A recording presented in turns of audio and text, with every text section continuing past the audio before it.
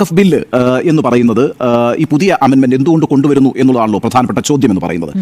എന്താണ് വഖഫ് എന്ന് പറയുന്നത്? ഇപ്പോൾ എല്ലാവർക്കും വഖഫ് എന്ന് പറഞ്ഞാൽ മനസ്സിലാകണം എന്നില്ല. പക്ഷേ മുനമ്പത്തിന് ശേഷം മലയാളികൾക്ക് വഖഫ് ആയിട്ട് ബന്ധപ്പെട്ട കാര്യങ്ങളൊക്കെ ഏറെക്കുറെ അറിയാമെന്ന് നമുക്ക് വിചാരിക്കാം.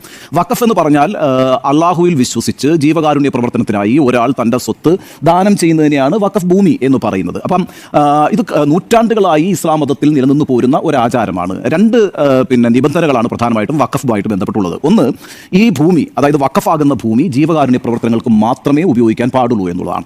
രണ്ടാമത്തെ നിബന്ധന എന്ന് പറയുന്നത് ഇത് കൈമാറ്റം ചെയ്യാൻ പാടില്ല എന്നുള്ളതുമാണ്. അപ്പോൾ ഞാൻ നേരത്തെ സൂചിപ്പിച്ചതുപോലെ ഏതാണ്ട് നൂറ്റാണ്ടുകളായിട്ട് ഇങ്ങനൊരു ആചാരം ഇസ്ലാം മതത്തിലുണ്ട്. ഇപ്പം നമ്മുടെ രാജ്യത്ത് വഖഫ് പ്രോപ്പർട്ടിയുടെ ഒരു കണക്കെന്ന് പറയുന്നത് സത്യം പറഞ്ഞാൽ ഞെട്ടിപ്പിക്കുന്നതാണ്. കാരണം 8 ലക്ഷം പ്രോപ്പർട്ടീസാണ് വഖഫിൻ്റെ കയ്യിലുള്ളത്, വഖഫ് കൗൺസിലിൻ്റെ കയ്യിലുള്ളത്. രാജ്യത്ത് 8 ലക്ഷം പ്രോപ്പർട്ടീസ് ഉണ്ട്.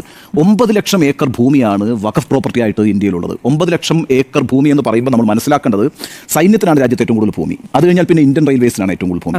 അത് കഴിഞ്ഞാൽ പിന്നെ വഖഫ് ബോർഡിന്റെ കയ്യിലാണ് ഏറ്റവും കൂടുതൽ ഭൂമി രാജ്യത്തുള്ളത് എന്നുള്ളത്. 9 ലക്ഷം ഏക്കർ ഭൂമിയാണുള്ളത്. ഇപ്പോൾ 2006 നേരത്തെ പോലെ കൃഷ്ണ ജന്മഭൂമിയാണത്. നേരത്തെ അയോധ്യ രാമജന്മഭൂമിയാണെങ്കിൽ മധുര കൃഷ്ണ ജന്മഭൂമിയാണ്. വളരെ സെൻസിറ്റീവായ ഒരു സ്ഥലമാണ്. നിങ്ങൾ അവിടെ പോയി ഞെട്ടിപ്പോകും അത് കണ്ടു കഴിഞ്ഞാൽ. ഒറ്റ മതിലിൻ്റെ വ്യത്യാസമാണ് അപ്പുറം ഇപ്പുറയും സുജയ പോയിട്ടുണ്ടാവുമല്ലോ. അപ്പുറം ഇപ്പുറയൊക്കെ ഈ പറയുന്ന 2 ക്ഷേത്രങ്ങൾ നിൽക്കുന്നത്, 2 ആരാധനാലയങ്ങൾ നിൽക്കുന്നത്. അപ്പോൾ ഇവിടെയൊക്കെ ക്ലെയിം എങ്ങനെ വരും എന്നുള്ളതാണ് പ്രശ്നം. അപ്പോൾ ഈ ക്ലെയിമിന് ഒരിക്കലും നിങ്ങൾക്ക് സ്ഥാപിക്കാൻ പറ്റില്ല. കാരണം 12-ാം നൂറ്റാണ്ട് മുതൽ ഇങ്ങോട്ടുണ്ടായിട്ടുള്ള ഈ പ്രോപ്പർട്ടിയുടെ നേരത്തെ സാർ പറഞ്ഞ കണക്ക് ഒന്നുകിൽ ചൂണ്ടിക്കാണിച്ചോ അല്ലെങ്കിൽ വാക്കാലോ പറഞ്ഞിട്ടുള്ള ഓറൽ എന്നാണല്ലോ പറയുന്നത്. ഓറൽ ആയിട്ടുള്ള വഖഫാണ് ഈ പ്രഖ്യാപിച്ചിരിക്കുന്നത്. അത് നിങ്ങൾക്ക് ലീഗലി ക്ലെയിം ചെയ്യാൻ പറ്റും. റെട്രോസ്പെക്റ്റീവ് ഇഫക്റ്റ് ഉണ്ടാവില്ല എന്നാണ് പറയുന്നതെങ്കിൽ പോലും റെട്രോസ്പെക്റ്റീവ് ഇഫക്റ്റ് ഉണ്ടാകുന്നില്ല എങ്കിലും 90% ഓഫ് ദി പ്രോപ്പർട്ടി എന്ന് പറയുന്ന ലീഗൽ ഡോക്യുമെന്റേഷൻ ഇല്ലാന്നൊരു പ്രശ്നം വരുമ്പോൾ പൊളിറ്റിക്കലി ഈ സാധനം എങ്ങനെയാണ് ഇനി ഭാവിയിൽ എന്തൊക്കെ ഇഫക്റ്റ് ഉണ്ട്? നമ്മൾ ഈ അയോധ്യ ബാബറി മസ്ജിദ് തർക്കം കണ്ട ആളുകളാണ് നമ്മുടെ തലമുറ. അവിടെ എന്താ സംഭവിച്ചത് എന്ന് നമുക്കറിയാം. അതിനകത്ത് സുപ്രീം കോടതിയുടെ ജഡ്ജ്മെന്റ് എങ്ങനെയാണ് വന്നത് എന്നുള്ളത് നമുക്കറിയാം. അപ്പോൾ ആ അർത്ഥത്തിൽ ഈ വിഷയം ഒരു വളരെ പ്രധാനപ്പെട്ട വിഷയമായിട്ട് ഇനി വരും. അതുതന്നെയാണ് ഈ ന്യൂനപക്ഷങ്ങളുടെ ഒരു പ്രതിസന്ധി, ന്യൂനപക്ഷങ്ങൾക്ക് ആശയക്കുഴപ്പം ഉണ്ടാക്കുന്നത്. ഒറ്റ കാര്യം പറഞ്ഞാൽ അവസാനിപ്പിക്കാം.